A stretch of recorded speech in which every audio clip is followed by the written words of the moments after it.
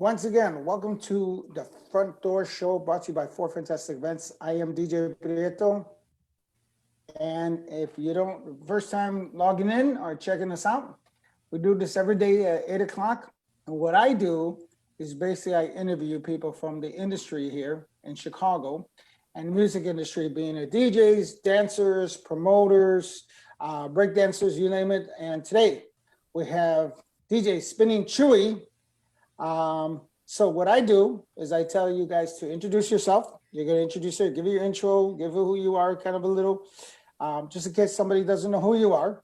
And just take it from there. And while you're doing that, I'm going to create the watch party and stuff like that. So take it away. All right, perfect. My name is Jesus Carrillo. I really never had a solid DJ name. We'll get into that whole thing later. But I was more known as Little Gino's cousin. Gino Raccaromo, obviously. I was his record carrier for many years.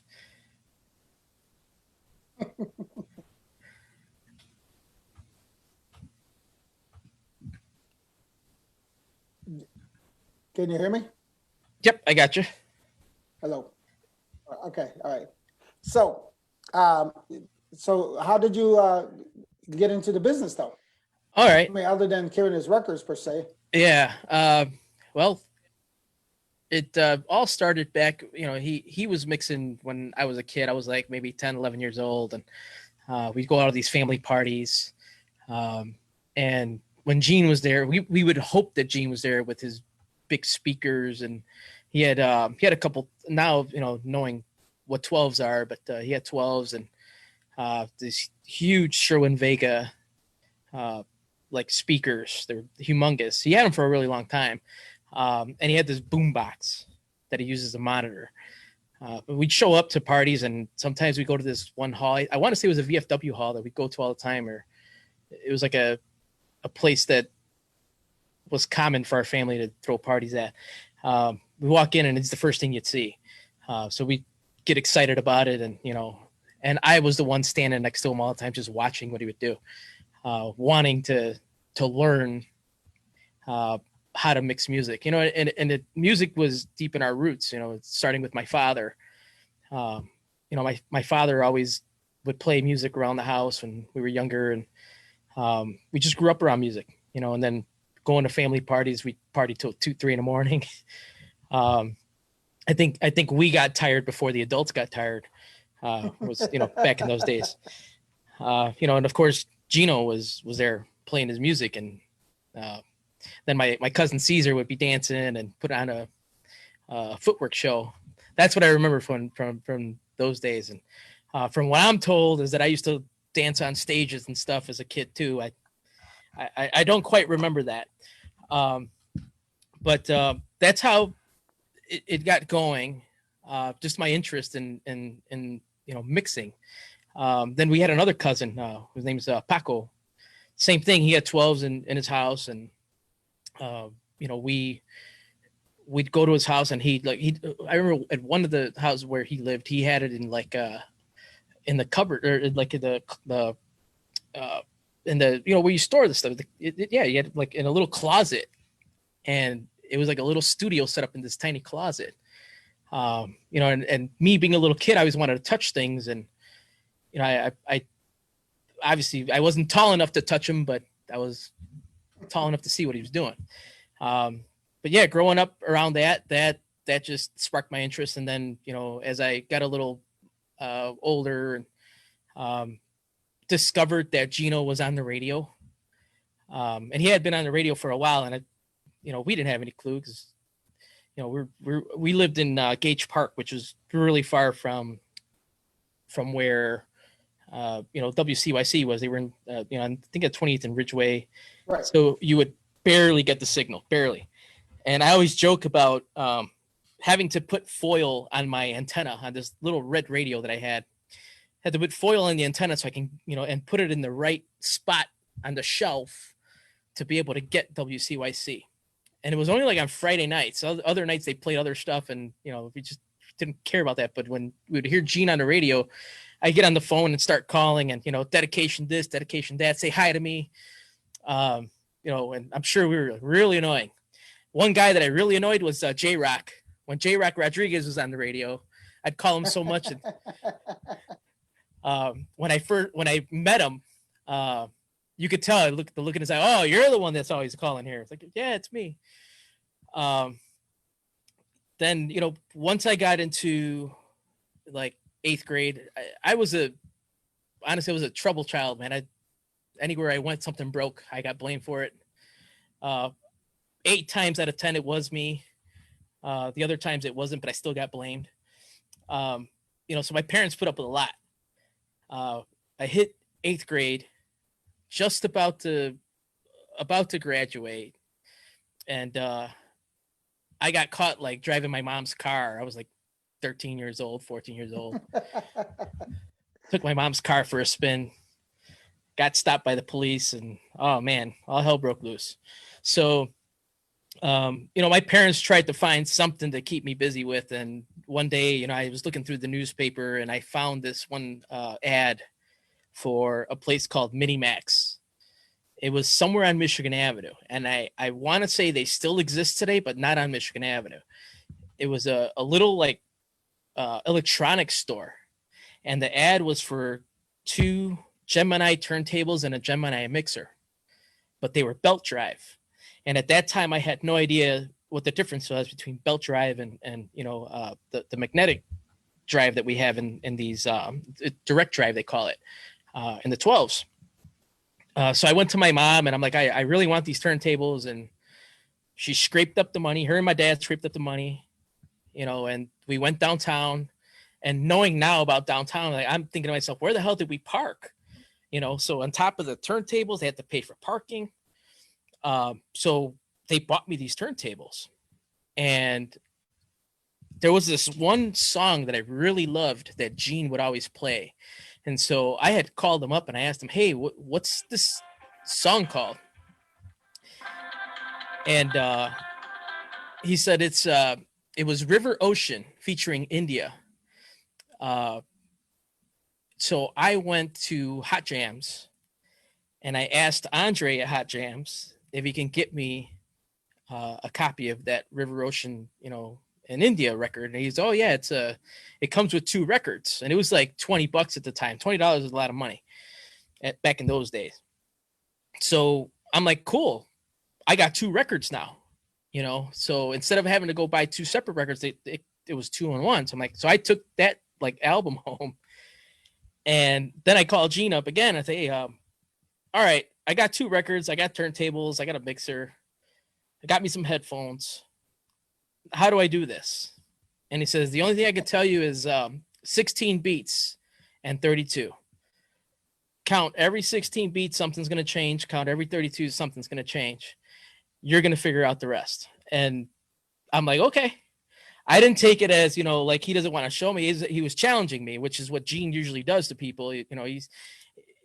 He challenges you to find the answer on your own, but not, he's pointing you in the right direction, because Right. he can't hold my hand, and show me. He's telling me how it is. So I did it with those 2 records back and forth. And I was so proud of myself that I called him up and said, I think I got it. And that's how it all started. Then we started going to family parties and I would ask Gene if I could mix one in. Let me mix one in. And, Gene gracefully let me mix one in. And, I was just like, damn, all right, I did it, live and in front of people. So it just grew. On me. Got to high school, got a lot better. And in high school, things changed a lot. Just before high school, what high school did you go to? Oh, you should know the answer to that. I do know the answer. Yeah, you do know the answer to that. I went to De La Salle, class of '99. I was a few years after Rick Guerrero, which was the coolest thing to find out when I found out way back in the day that we went to the same high school. I'm like, all right, cool. I turned out okay. And I will be okay because Rick's okay. So, I got to high school and, I had a couple of friends throughout that period. from grammar school that would like we would throw parties just to throw parties, maybe family parties. I don't remember what these parties were for, but I just remember we always had to carry our records and speakers into this house, and we would have fun. It was the Conrad Martinez, Carmen and family, so we would have these. I mean, just random parties. And I just got better and better and better and better at mixing different things, freestyle. Did a lot of that house stuff that was out back in that day. It was like I think they called it hard house or underground construction. Is that the UC label? So anytime I would see one of those, I'd buy it. Yeah. But it goes without saying, when I was like 14 years old, my mom would come home from work as tired as she was, and I was like waiting for her to get home on Fridays, and she'd drive me to Hot Jams, and she'd sit outside while I'd spend 2 hours walking around this place to buy 3 records, maybe 2. What Andre didn't just help you, just like, here, click this, take this, like he used to do with everybody? Yes. That's what he would do, but I was just so mesmerized about being in that place with so many records, so much vinyl, that I just stayed in there and just went through stuff. But Andre already had everything I needed picked out because he knew what I was looking for. He says, "Hey, this just came in. You're gonna like this," and he'd play it for you. Right. There was another guy named Brian, and there was Frankie V that was in there, Frankie Vega. So I mean, those I my mom invested so much time in my hobby. That was my hobby at the time, and it was her way of keeping me off the streets. And it worked. I was a basement DJ for many years, throughout high school. And then once I got into high school, that's where things kind of picked up. I ended up, doing some other things outside of DJing. I loved music so much that, I used some connections that I had to be backstage at the Aragon all the time. Thanks to the Jaramillo family, Art Jaramillo and Fernando Jaramillo from Wojo from back in the day. There's this 14, 15-year-old kid backstage hanging out with like the stars. And back then it was a little different. Back then they had a real backstage area. And if you were VIP, you were VIP. There was no like, oh, you're VIP here, you can't go past this line. No, once you were back there, you had full access. I was there so much that even on the times that I wasn't on that list, I could walk right by security and they would just like not even bat an eye because they recognized my face already. But I would do a lot of that. And then I started like mixing at little parties, more parties, when people would need a DJ. I was always the last guy they would call. If they couldn't get Bad Boy Bill, well, they can't get Gino. Well, why don't you get Gino's cousin? Okay, well, there I go.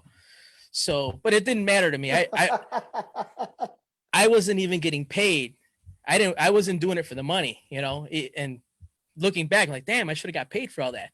But I was having fun. That was my escape from everything. I hated school, so I went to go mix places or went to concerts.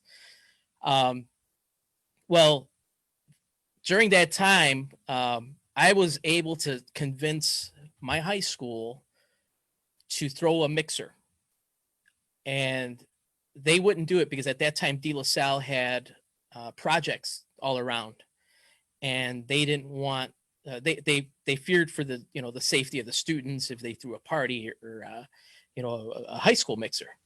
So I had a lot of friends that were in law enforcement. I had friends, I had friends through Gene that were DJs. We had access to a sound system. I went to the school. I joined the city of De La Salle, like the city council, as one of their mayor, or not the mayor, but like one of the trustee things or whatever. Or alderman. I was an alderman, and I was able to convince the school to let me throw a party. I don't know how the hell I pulled it off, but we did it, and we bought a mixer to De La Salle. We did a couple homecomings, and that's where people started to know that I was a DJ. Somehow, I don't know how, to this day, I still can't remember how I ran into DJ 3J, which, Jesse Elizondo. We ended up throwing parties at a place called Our Lady of Fatima. It was on 40, maybe 41st in California. Right.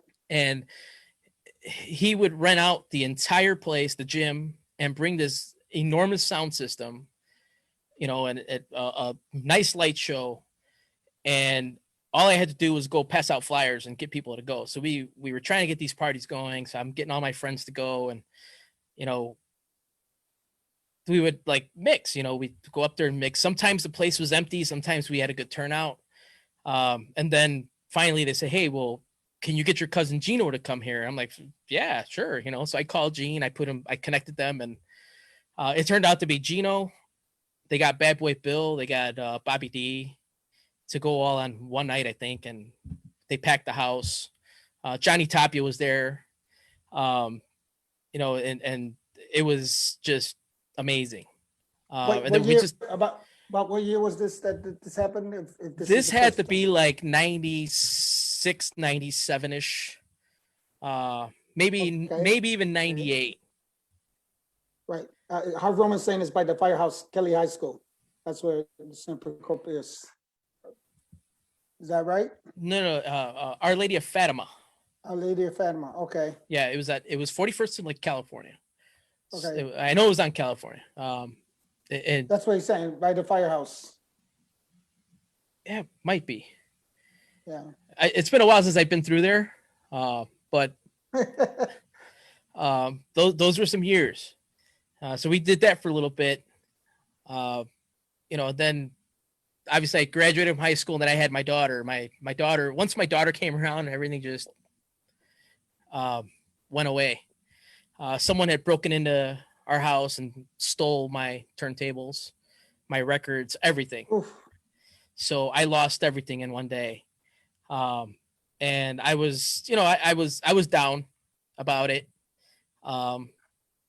Well, somehow, some way, we found out that Magic Juan was selling his turntables, and it might have been through Gene. It might have been.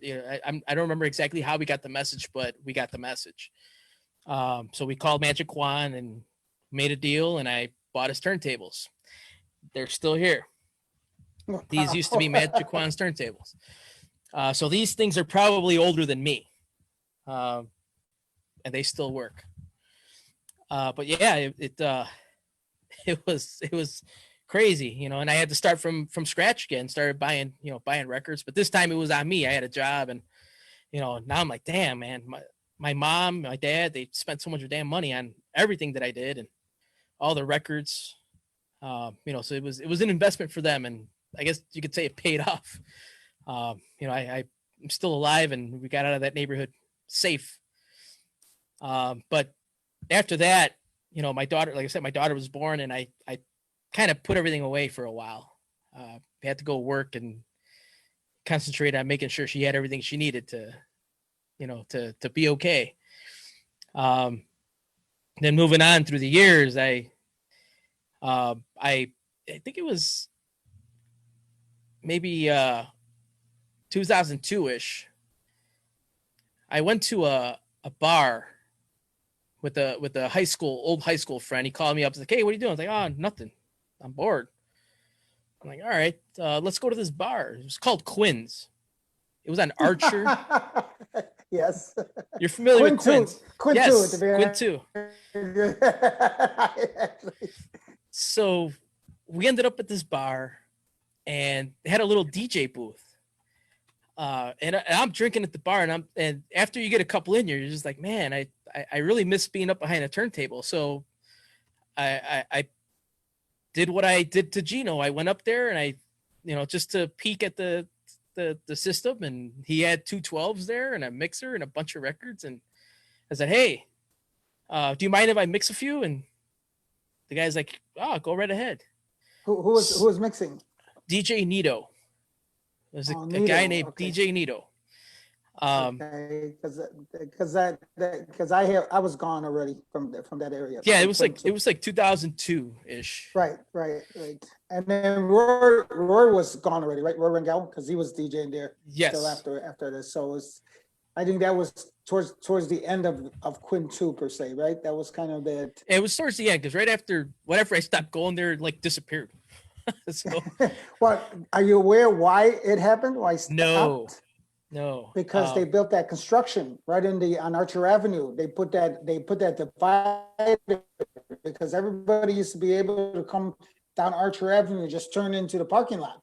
Or they used to come I from the east side or the west side. And then, so they had a divider that they put in there, a cement divider, and people that were coming from the east side, they would miss Quinn 2 altogether. So, or they would maybe just because the traffic aspect of it, and that killed Quinn 2. It really did. I remember that. That was the whole thing because when I found out that he had died off, I was asking all the questions and exactly what Tommy told me. One of the owner's son is that he goes, once that divider was built, the construction, they put that divider for the expressway pillars. That was it. It killed Quinn 2 completely. So it that's was why just too difficult to make that turn. no, but believe it or not, it also obscured the side of it because when you used to drive from the east side, you could see it. You know, Yeah. it was very easy. But when they made that pillared, you literally if Quinn 2 was very well known just because it was after our spot per se. But at that time, it was I want to say it was 2004-ish that it was that was it. It died, like you said. It Man. disappeared.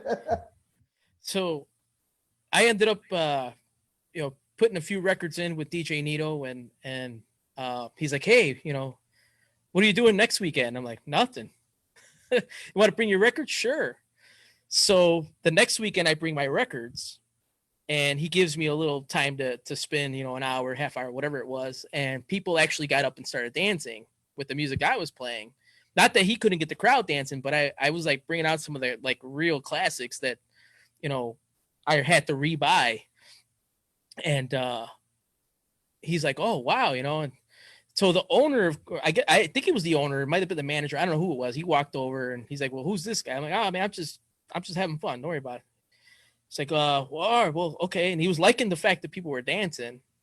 So he's like, well, do I got to pay you too? I said, no, man, just give me beer. So I started mixing every weekend there for beer. So I'd go drink for free.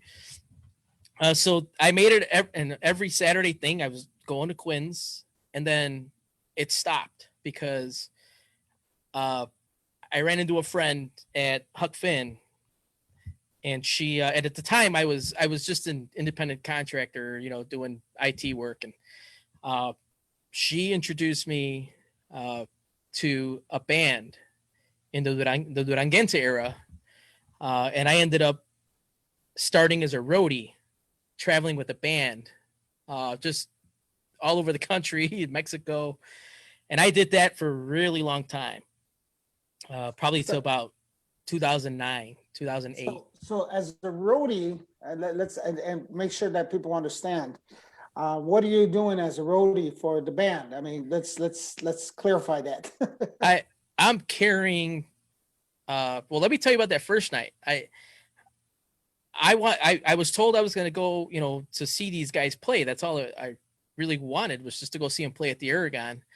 But my friend didn't tell me that her cousin worked for them, for this band.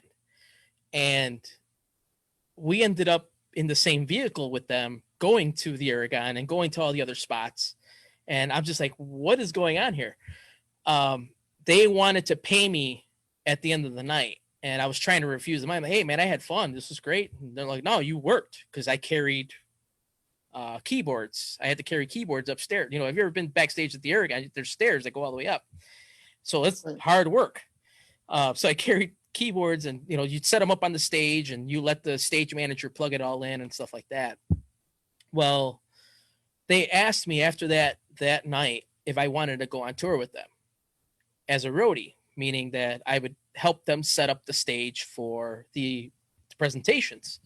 I said, yeah, but then I'm like, well, I have my daughter at home. I said, I really can't be gone all week or for a month.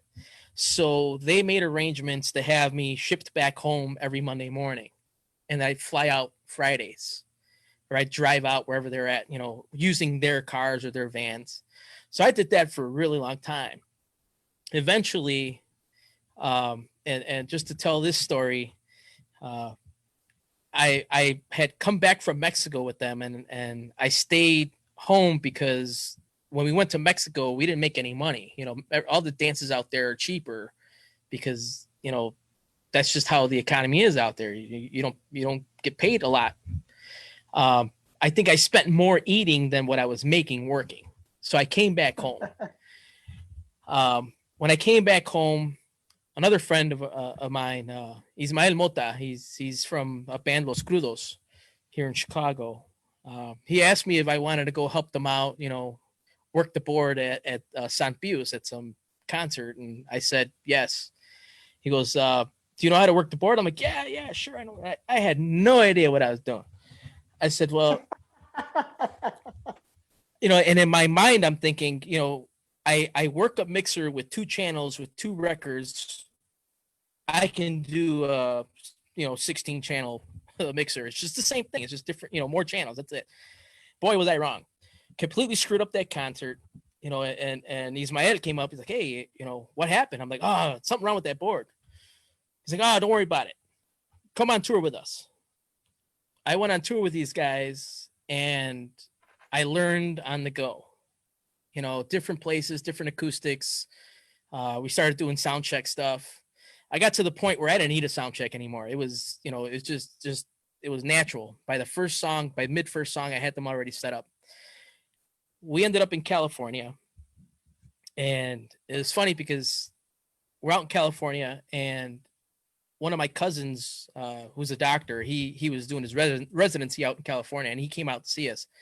It was that night.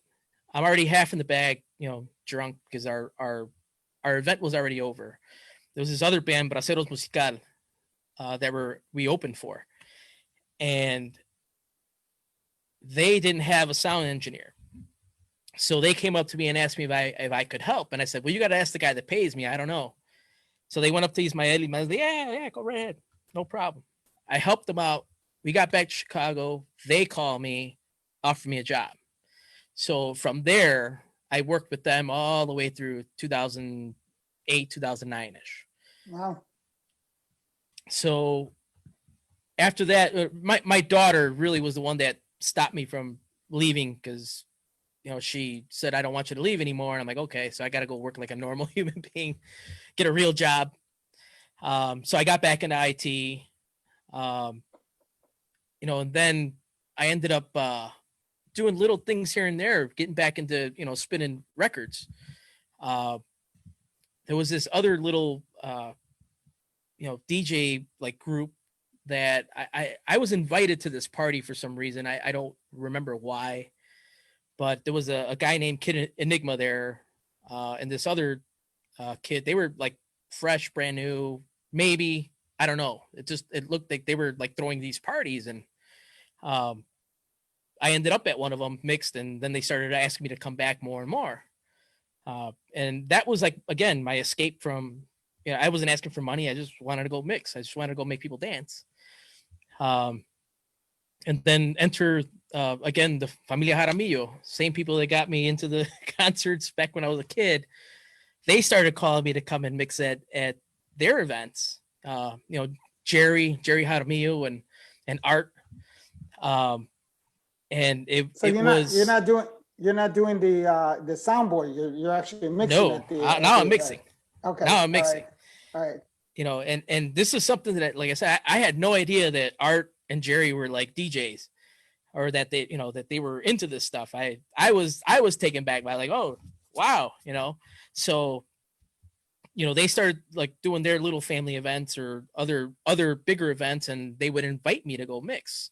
And I was honored to do it. I was like, man, this is well, thanks for thinking of me, and it just died out again. It just stopped, and I didn't know if it was work, it was, the money you had to spend. And I really wasn't looking to go and play in clubs all the time. And, and I guess it's because of all the years that I spent traveling at events every weekend. You get tired of it. You get tired of being out every weekend. It burns you out. So I put the turntables away for quite a long time. And a couple years ago, one of my friends that we had a mutual friend from high school, and she called me up and says, "Hey, my daughter, is having a cotillion, and she would really like if you'd come and mix." And I'm like, "Well, I don't know. I haven't touched turntables in at least 4 or 5 years." So she pulled me out of retirement for that. And it went well. It went pretty well. Still had my old records, and I ended up getting Serato and learned it really quick. The cotillion went okay. I mean, I had old music, so these kids really don't know anything about Lime or Dance Forever, but they took it okay. They took it in stride. They danced. It went okay, but then I put them away, and they've been put away since until the quarantine situation happened. Um, So, and so what, you said you took Serato, you got Serato, so that's digital aspect of it, right? yes, Okay, I just couldn't make the switch over to the CD version, so I have the control records, so I right, could right, still right, have right, that right, vinyl feel. right, Um, right. it's just But for me, it's more natural. If I have to, I'll switch it over. But for now, if I got the means to do it this way, that's the way I'm going to keep going until. so because of the Serato and the digital aspect of it, obviously everything's stored into your computer. So now there's so much music out there you can get now with the digital aspect of it, with the hard drives and stuff like that. So you don't have to, you're not subjected to play only the old school music. You can play the current stuff as well, right? With the, Correct. So what I was doing is, I'd go out and see what's current. At the time when I started doing the Serato thing, there was a lot of electro going on. So there was a guy, DJ Blend, that everybody was like looking at on YouTube. I'm like, let me see what he's playing, and that's where I learned about electro house, which to me sounded like the hard house we did, but just more modern, right. or newer. So then I started looking into that. And Electro house or EDM, right? That's the it, other. well, EDM is like for me, when I hear it, I think it's like a cross between like trance and electro house. Right. But what I'm talking about is like the hard house, like really hard hitting, electronic house is what was, hitting at the time. So I was like, all right, well, so I got a bunch of that, created some mixes here and there, just so I can learn this system. And but yeah, it's very, very nice when you can carry all of your records and music on a flash drive. And occasionally you run into the issue where they don't have Serato where you're going, but it's a tractor system, or they don't have turntables. That's why I was like, you know what, I'm just gonna keep being a basement DJ. And it's funny because a good friend of mine, Marvelous One, we had this discussion about being basement DJs. I'm like, you know what, I was always a basement DJ, never graduated to the bedroom, but I did get to the living room because this is where this is set up. Not to the bedroom yet. I'm not at that level, but I'm getting there. But yeah, I just would just mix for myself to pass time, and then this happened.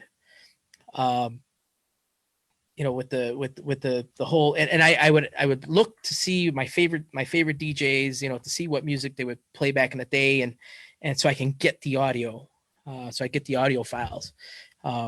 It funny thing is that I mixed a lot of house, a little bit of freestyle. I only had a little bit of freestyle, and I did that at certain times because people really didn't dance to freestyle in the crowds that I was around. They wanted that hard house stuff, but they liked listening to freestyle. So it's like when you go to a Mexican party, you play Vicente Fernandez while people are eating, and then you play the real good stuff when the eating's over. So that's kind of what I would do, is like I play freestyle at the beginning when no one wants to dance, when everybody's standing along the wall, and then once it gets a little bit more packed, then you go into the house. So I did a little of all that. My favorite, and this would probably be a surprise to a lot of people, except those who really know me, was retro. So when I was mixing in high school, going from event to event, I would relax in between sets when I'm driving to another location, listening to a tape by, Rick Guerrero, or maybe DJ Doodad. DJ Mode was another one. That just, it calmed me down. And then, I go back and here we go again with the hard house and spinning like crazy. And, then retro was my go-to always, so that I grew and I never mixed it, never bought the records, nothing. I would just listen to it. So now, I'm like, man, I'm going to get all these songs. And I went and I looked at one of, Rick Guerrero's, and his like CDs that I had, or his tapes that I had, like the list of the songs. And I went to go look from, and, got some of the records and, digitized them and learned them. And now I'm mixing retro. I don't know how to do it very well. At least I don't think so, but I just do it, the way I want to, and it comes out okay, I guess. Well, I mean, so I think one of the things you had mentioned about, I remember the board, the mix board.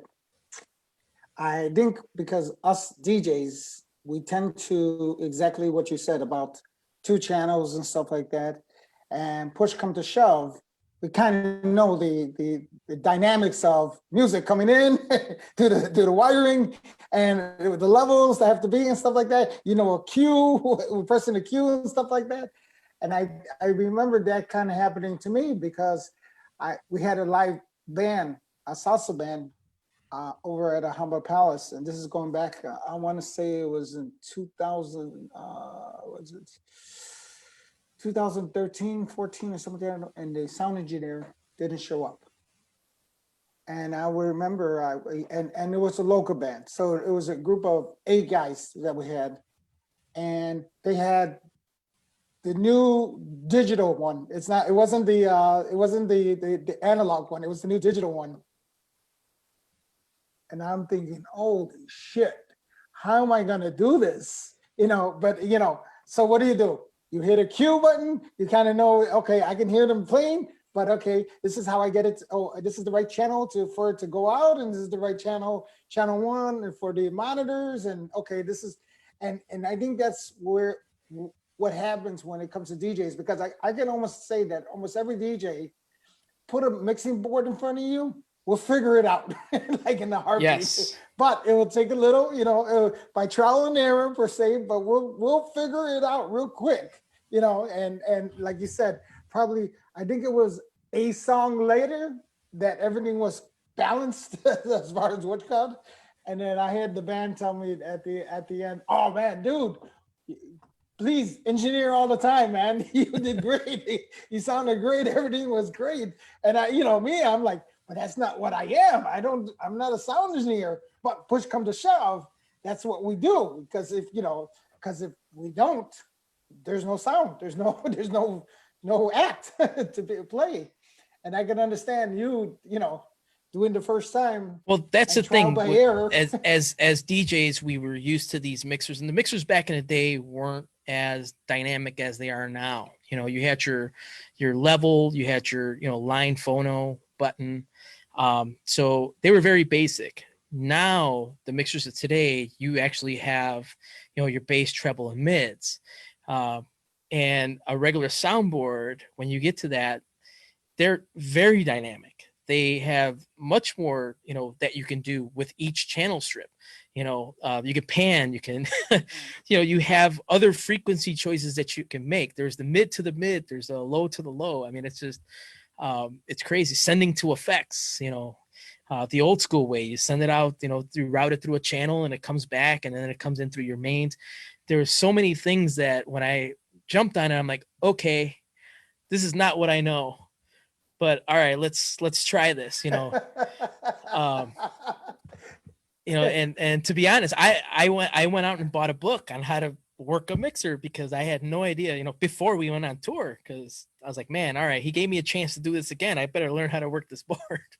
So then Oh, so you did buy the book. Okay. yes, I did. I bought a book, and probably the only book I've ever read in my life. I was supposed to read like Charlotte's Web and when I was a kid, and I didn't. I don't know how I got past high school without reading a book. But yeah, it was the only book I really like read. Like, okay, I need to learn this before next weekend. But now these mixer boards, they have what you used to see in racks for sound,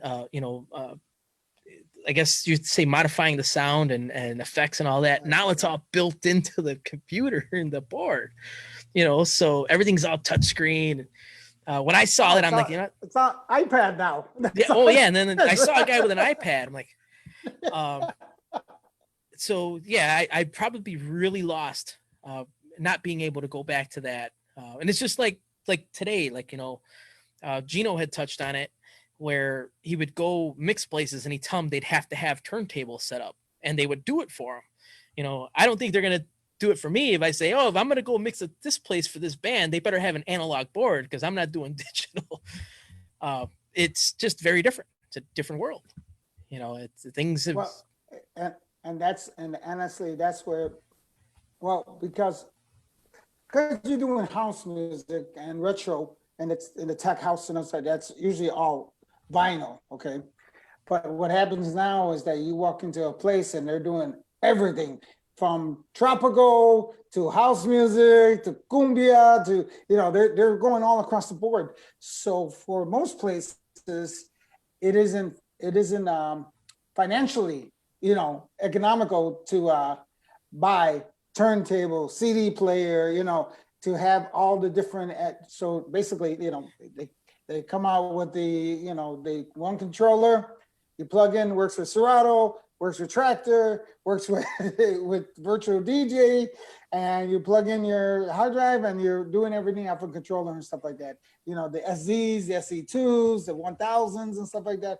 Those are all kind of the common, and I've had many discussions with other DJs, and to do fully digital, and I get the what's called. I guess there's that dichotomy between, what feels like vinyl, and hence you have electronic controller, and I know that's always the where you have your turntables and the vinyl controller per se, and it feels, obviously it feels like it.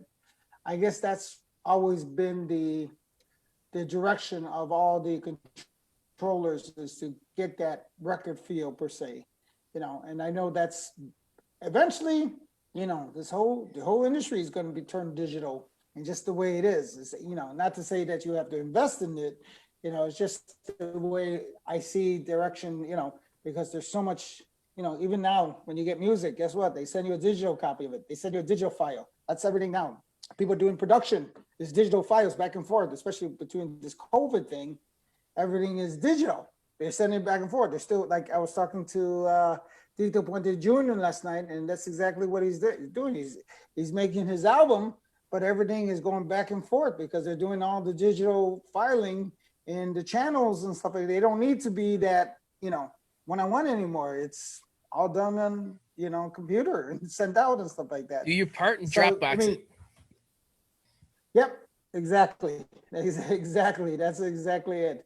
And for a fact that you can't go out and buy all those records that because that's expensive right now to buy all those records and the whole library and stuff like that. So now, downloading and everything else that you get as far as records and digitalizing everything, it's a much cheaper route than this and that, and it still sounds good. It isn't like it's terrible or anything like that. You're mixing to the what's called to the beats and the songs and stuff like that. So I know that's got to be for what they call this. They call them true vinylist. That's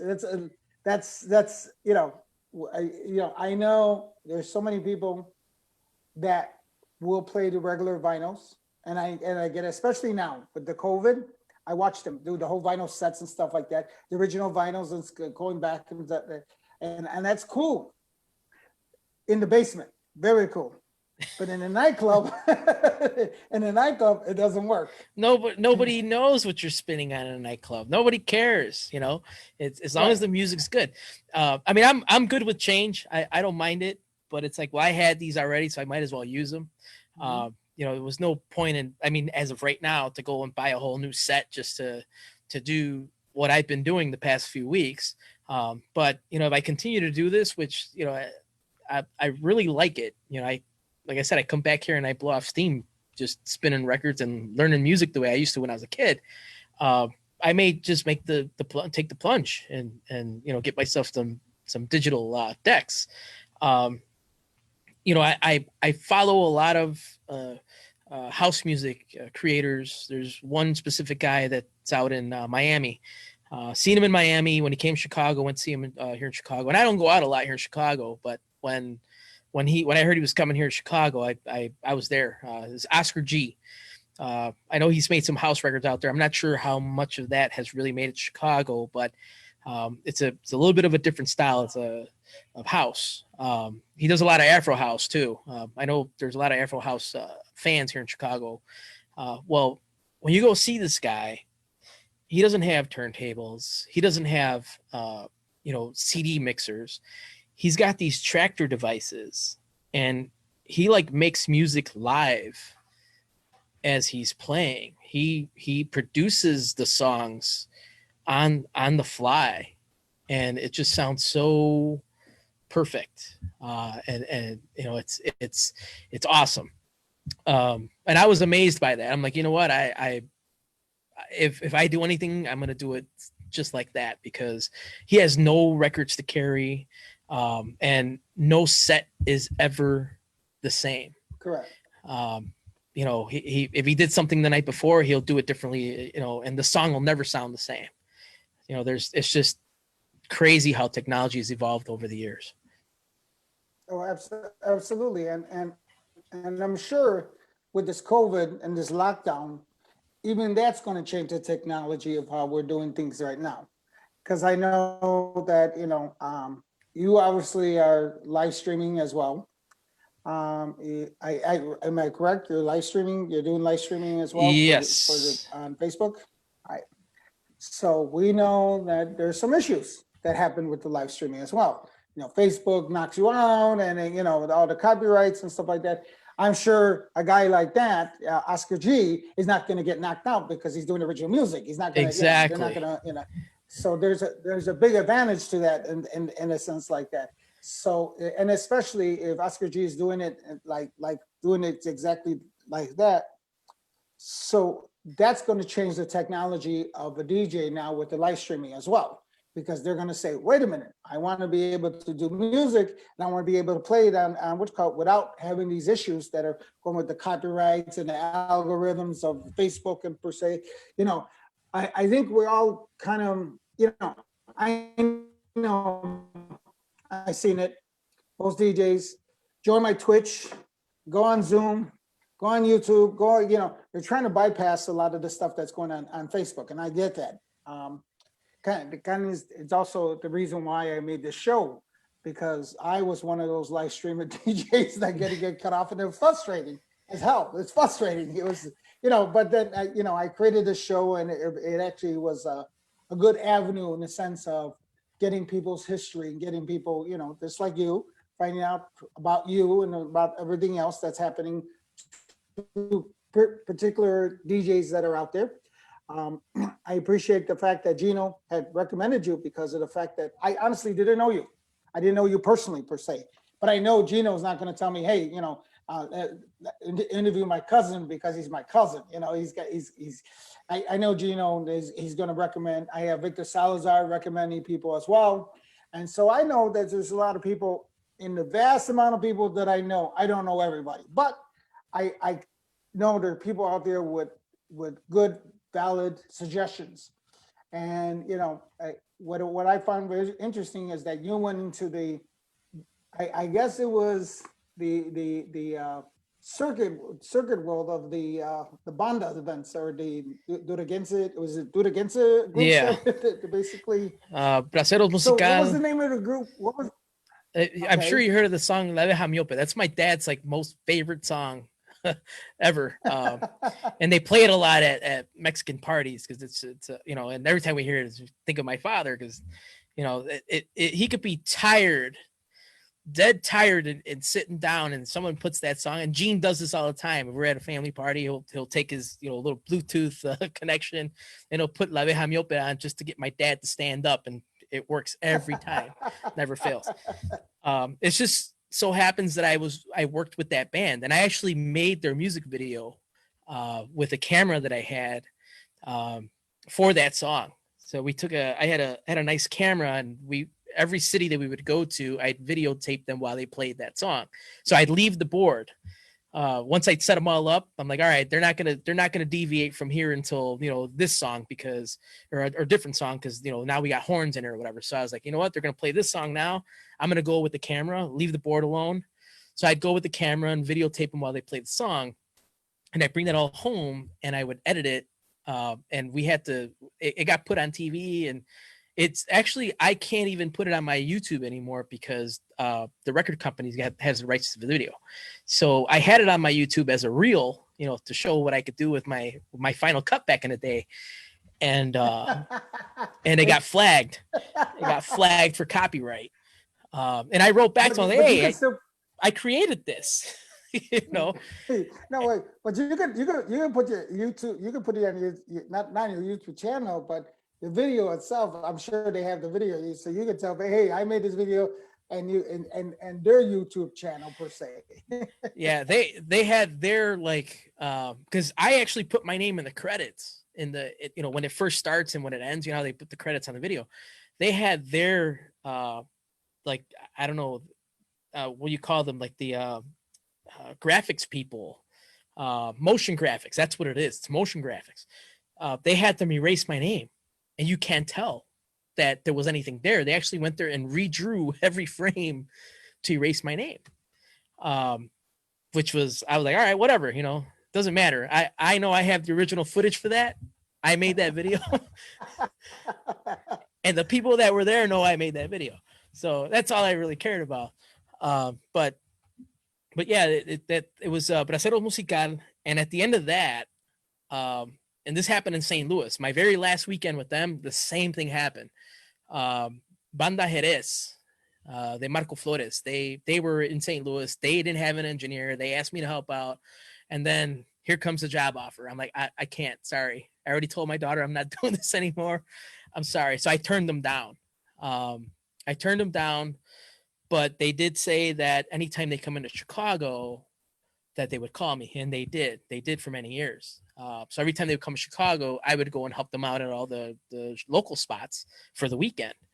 Right. And same thing with Brindis. I don't know if you remember Brindis from back in the day, but oh yeah, absolutely. Yeah, they were just at my Martini Club like about last year, just in, I think in November or December. I was there for that show as well. So when they came back in, maybe I want to say it was like 2010, 2011, their sound engineer, who I had already had a relationship with because we had gone on tours with them all throughout the country, and he offered me to go tour with them. And I'm like, man, Brindis, I've listened to these guys since I was a kid. I was very tempted, and I didn't. I said no. And maybe about a week later, they got into an accident, and that sound engineer passed away in that accident. And I'm just like, man, imagine if I would have said yes, I would have been in that bus with them, in that same bus. So it's just, things just happened. I'm not a very huge believer in things happen for a reason. I think that we make our own destiny, based on our choices, and sometimes the cards fall the way they fall, and at that time my decision was based on what was going on in my life at that time, and I couldn't do it. I wasn't going to leave my daughter again, and that happened, but Well, you know, don't mind me asking, how old is your daughter now? She's 21. She just turned 21. We Oh, that's wow. that thing that's up there. That's a one. We had the 21 balloons hanging out here. We threw a birthday party for her here. You know, a social distancing birthday party. The whole entire family came and did one of the car parades. Hey, Uh, Jesus, so what you have? You had her when you were 2 years old or something? I was 18. Because you don't look at it, you know, you still look 21 per I se. know. Yeah, just Um, it's funny because we have gone through some things with that where we had actually people at the school one time. She was a cheerleader, and we have a very close relationship. And you know, the way I talk to her, it may not be the way other parents talk to their kids, but she's my kid, and I pep talk her as much as I can, and I set her straight when I can. And some parent actually went and complained to the cheerleading coach that that her, I don't know if it was her what he thought I was to her, but the cheerleading coach had to correct that person and say, well, that's her father and that's the relationship they have, so stay out of it. So whatever works, you so know. she did you send her to De La Salle as well? Yes. Yes. Okay. Okay. I let me clarify that I did not send her. She chose. At the Okay. time, I gave her an option. I said we can move out to the northern suburbs and go to school for free, and live in the farm on a farm somewhere, or you can check the schools out here. She's like, well, let me check the schools out. She went to one school. It was De La Salle. She did one of those like shadow days, and came home and she said, "That's it. I'm going there." Didn't even want to see any other school. Nothing. I'm like, all right, sure, no problem. Another 4 years in the city. Well, she picked up a great school. Okay, let's put it that way. Yes, That's yes, she did. so And I so couldn't say no to it. There was no way I was going to absolutely not. talk her out of it. So yes, she's a fellow meteor, and I was able to hand her diploma, as an alumnus. Yeah, and so you're aware that I'm an alumni, Mario Ray is an alumni, Kenny Jam and Jason's an alumni as well. So we're all meteors. So I don't know if you're Yes, aware of and that. you're, I was picking up on that when you and Rick Guerrero were talking about it the other day, which is just amazing. Well, we turned out okay, and a lot of the people that came out of that school turned out okay. Some are I want to say we are all very successful. Yep. Yeah. I think that lots to do with, in talking to everybody on the show, if you hear the commonality between why we are who we do, I mean, obviously, our parents have a big factor in our life, supporting what we do, what we love, and stuff like that. I think that's been important. Um, I have a daughter too. She's obviously much older, and if your daughter came up to you, and I'm going to ask you this question, if your daughter came up to you, Dad, I want to be a DJ, what would you say to her? Go for it. The stuff's Okay. right here. I'm not gonna say no. I mean, this for me, like I said, it saved my life. It kept me off the streets because we Well, I lived mean, in Gage Park. right. And I get that because of the situation that was happening around the neighborhood. Yes, Obviously, your daughter doesn't have that situation happening, correct. and same thing, grew up on 26th Street, same situation. There was a different reason why we went DJing per se, whereas a kid now who is, they have many options now as they're graduating and going to college and stuff like that. So we all know that, I don't think that's like a choice that a child now that's graduating from high school, oh, I'm going to be a DJ. That's not their, that's not, they're going to be dentists, doctors, police officers, or, those are the aspects that you want people to, choose. You don't hear, well, I'm going to be a DJ. No, not graduating from high school. but I've always said this to people: do what makes you happy. If being a DJ is what makes you happy. You know, sometimes people have it, sometimes people don't. That's one thing you have to be able to recognize that. You know, if you can't make it in something, do something else that is related to that something. You know, just stay yourself in the industry. You know, there's people that want to be radio personalities and they just don't have the voice for it, or they, you know, they're not good for that spot, but they end up in broadcast somewhere, you know, just because they love the industry. But for this type of thing, you know, the industry's so different. It's much more different than it was back when you know, when I started, when you started.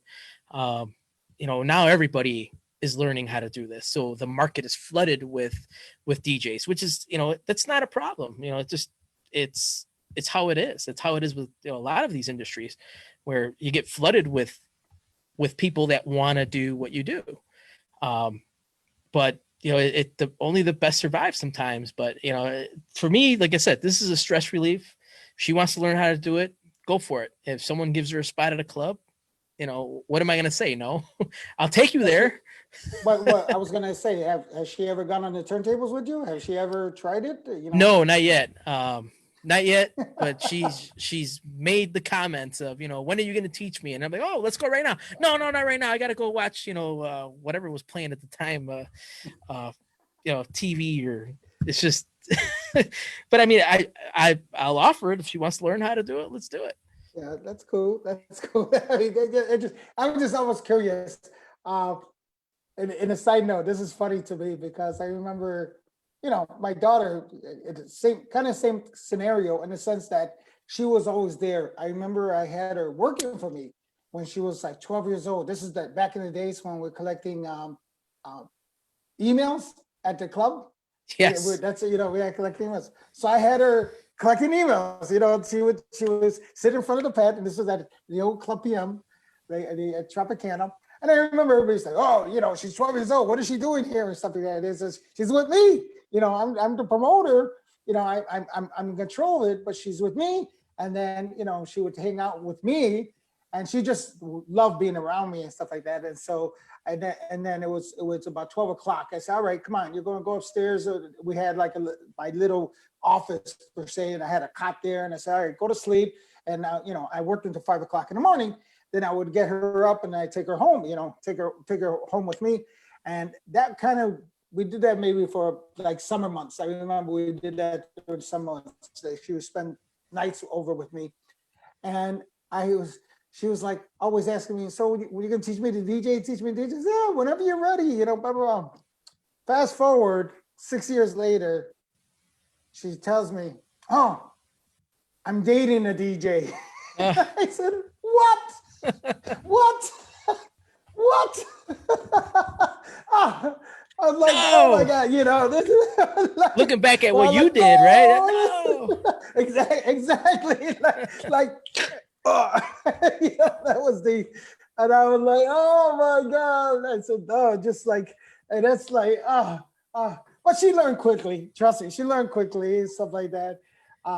They still friends and stuff like that. It's like, but it was just funny because I remember that, you know, she knew me as a DJ all the time, and then when I heard that from her mouth, oh, I'm dating a DJ. I'm like, oh. You know, and it's such a competitive back then. I mean, I had a cousin who was dating a DJ, and same thing. Oh, well, my cousin DJ too, and you know, everything just turns into this big competition. And I wasn't like that. I was like, whatever, man. I spin records and that's it, you know. And I just got joy out of making people dance, and you know, it really wasn't a competition for me. I'm being better than anybody else, you know. And just getting to hang out with my cousin Gino. My funny story when you mentioned, you know, you were taking your 12-year-old to the clubs. I was 13 or 14 years old, and Gene would take me with him. That's why I was saying I was his record carrier. So I'd carry his records, and I would always get in with I'm with the DJ, but back then I looked a lot younger than what I do now. So I didn't pass for a 21-year-old, and we would always get stopped. But since I was with Gino, everybody just like, oh, okay, he's cool. He's with Gino, you know, so they let me go to the booth carrying his records. You know, which I would go back to school. Like I was in grammar school, and I'd tell these stories, and my friend Ruben and Conrad, I would tell them that they would never believe me that I was at like some club, with Gino. And then it turns out like finally when we had our 8th grade dance, I invited Gino and to mix at our 8th grade dance. And like, oh, you weren't lying. I'm no, man. I've been telling you for the past 2 years. It's my cousin. Are you really his cousin? Yeah. Oh wow. But yeah, I was going to nightclubs at a very young age. Um, but those were some very very crazy experiences. My parents would only let me out with Gino. Nobody else. I couldn't go out with anybody else. If it was who's going? Oh, Gino. Okay, no problem. Because I think they thought that his brain, his smartness would like rub off on me if I hung out with him. But not so sure that worked out too well because I'm not a dentist. Cool. Hey, let's pass our time. So any last words you want to say to the people? Because I see you have a lot of family on here as well. Oh wow. They joined as well. Well, I want to thank my mom and my dad for, allowing me to have this all my life.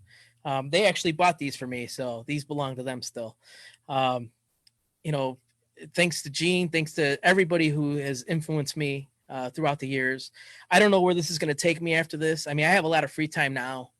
I may step into a club or two and do some spots here and there just because it's fun and because I love doing it. I'm not going to look to make a career out of it, but just going to continue to make people dance if I can, when I can. And I appreciate you having me on tonight. It's been great. All right, thank you very much. Oh, I know I forgot to ask you this question before we leave. Why Spinning Chuy? That was Like I said, I never had a name. I would always just show up places and play because people needed a DJ and they remembered me. And this came back from the DJ 3J days, and Conrad Martinez and Juana Herrera, Ruben. During that time, when I was playing in these basements, they would just refer to me as Spinnin' Chuy. So when I met DJ 3J and they were going to put me on a flyer, I'm like, I need a DJ name, and I couldn't come up with anything creative, and the only I couldn't do it. So I went with what my friends were calling me, Spinnin' Chuy. I had a joking around, it was just a joke. So we put it on a flyer and it stuck. And that's what I went with. All right. That's what I was gonna say. Where does Spinning Chuy come from? Yeah. It's not as bad as DJ Tweety. That was Julio Sierra's. No, trust me, we're not gonna let him down on that one. Trust me. So just let you know, Julio, we're always going to mention it. DJ Tweety. He's gonna get a shout out every interview you do now. Cool. Oh, I think that was him texting me. Oh man. All right. Jesus, thank you very much. Appreciate it. Thank you. Have a good night. You too.